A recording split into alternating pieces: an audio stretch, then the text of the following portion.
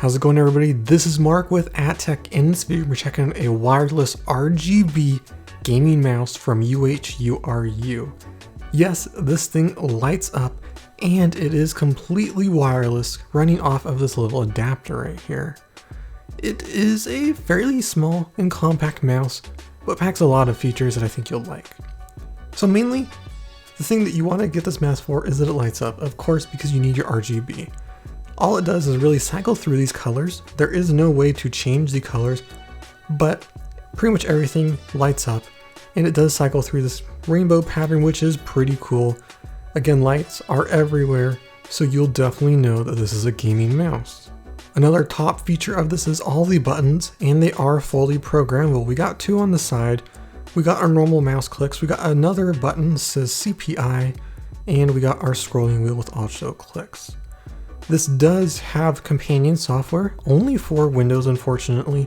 You can download from their website, and other than the fact that Windows thinks that this is potentially malicious software, it works pretty good.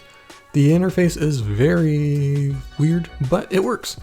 We can program every single button to do something different than what it is meant to do, and there are tons of options to pick from. We can do our normal functions, but we can also do edit commands, multimedia, Windows functions, and if you're into that, you can even program macros.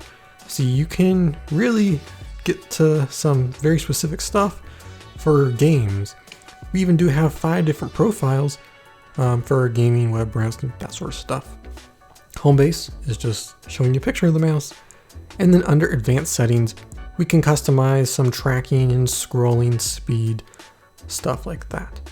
So what I like to use the back button for is just going back in the web browser, and then I like to use the forward button to minimize pages. There's no really good keyboard shortcut in Windows for that, so just pressing that one button on your mouse will minimize the window.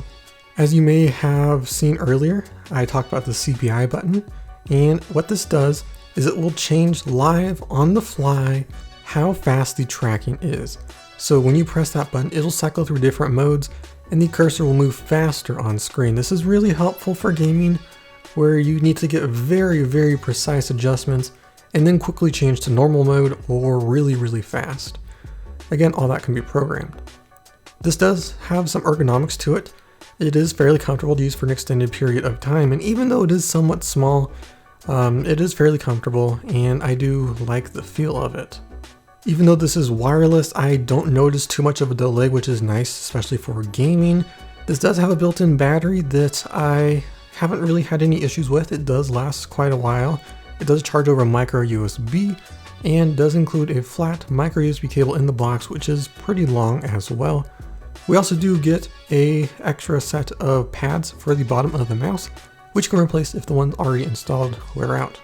The two buttons on the side are extremely clicky and you will know you've pressed them. The scroll wheel doesn't have much of a ratchet to it. It is somewhat more free-flowing, but it does feel nice.